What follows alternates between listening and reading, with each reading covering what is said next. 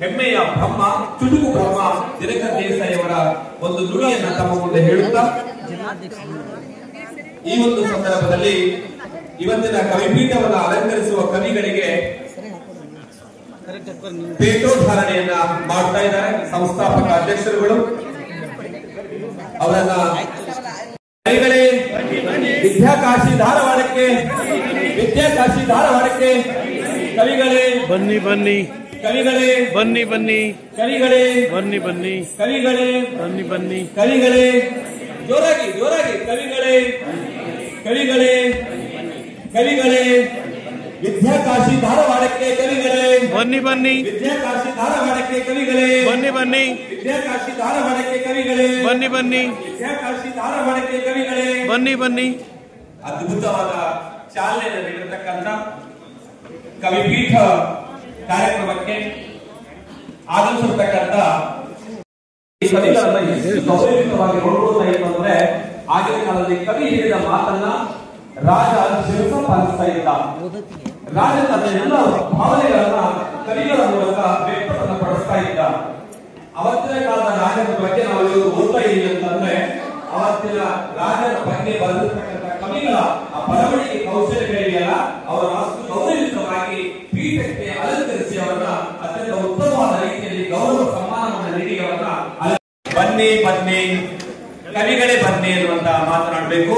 ಬನ್ನಿ ಬನ್ನಿ ಕವಿಗಳೇ ಬನ್ನಿ ಬನ್ನಿ ಬನ್ನಿ ಕವಿಗಳೇ ಬನ್ನಿ ಬನ್ನಿ ಬನ್ನಿ ಕವಿಗಳೇ ಬನ್ನಿ ಬನ್ನಿ ಬನ್ನಿ ಕವಿಗಳೇ ಬನ್ನಿ ಬನ್ನಿ ಬನ್ನಿ ಜೋರಾಗಿ ಕವಿಗಳೇ ಬನ್ನಿ ಬನ್ನಿ ಬನ್ನಿ ಕವಿಗಳೇ ಬನ್ನಿ. ಇವರನ್ನ ಪೀಠಕ್ಕೆ ಅಲಂಕರಿಸಬೇಕು.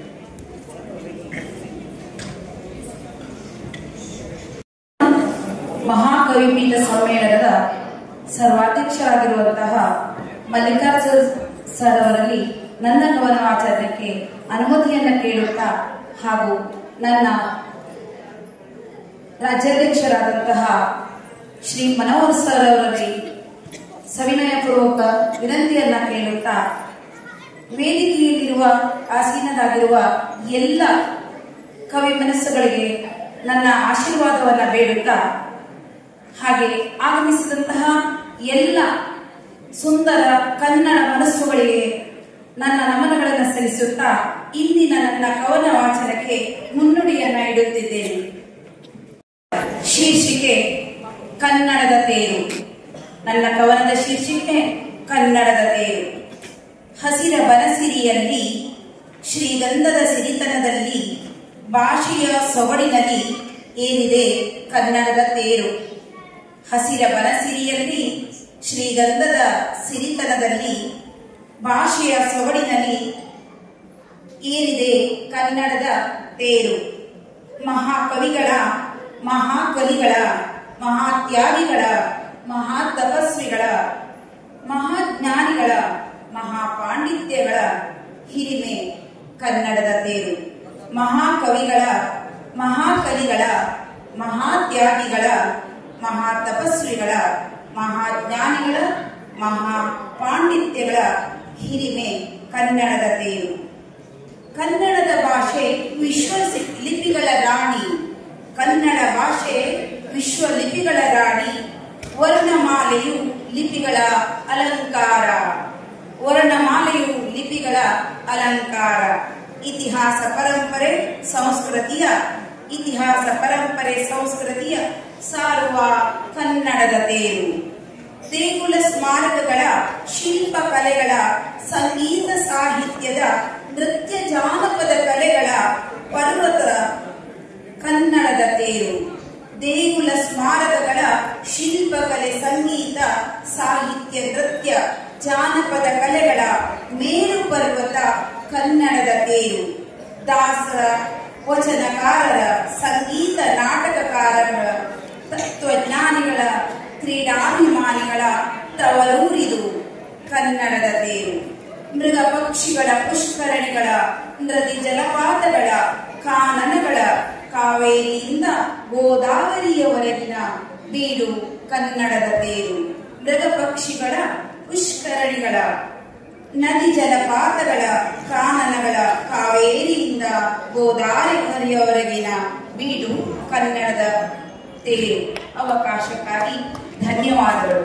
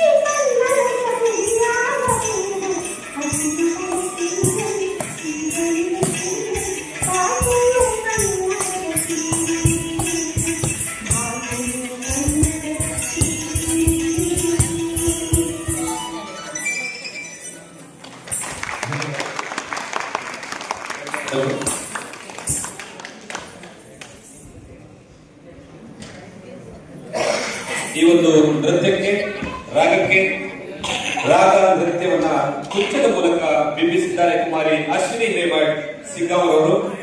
ರಾಗ ನೃತ್ಯ ಕುಂಚ ಕಾವ್ಯ ವಿನೂತನವಾಗಿರ್ತಕ್ಕಂಥ ಒಂದು ಪ್ರಯೋಗ. ಶ್ರೀಮತಿ ಉಷಾ ನಾಯಕ್ ಕವಿಗಳು ಇವರು ವಾಚನ ಮಾಡಿದ ಕವನಕ್ಕೆ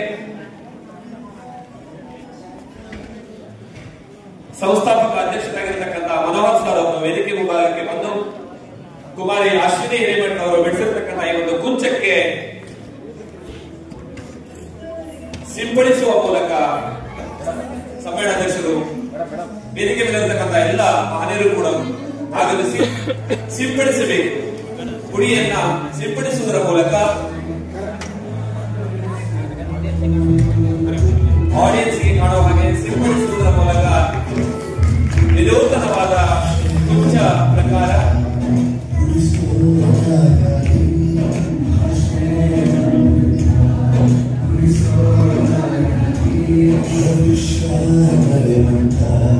ವಿನೂತನವಾದ ಕಲಾ ಕುಂಚ ಕುಮಾರಿ ಅಶ್ವಿನಿ ಹಿರೇಮಠ್ ಸಿಂಗ್ ಇವರಿಂದ ಕೂಡಿರ್ತಕ್ಕಂಥ ವಿನೂತನವಾದ ಕಲ್ಪನೆ ಮನವಾದ ನಾಯಕರವರ ಚಿತ್ರ ನಮ್ಮ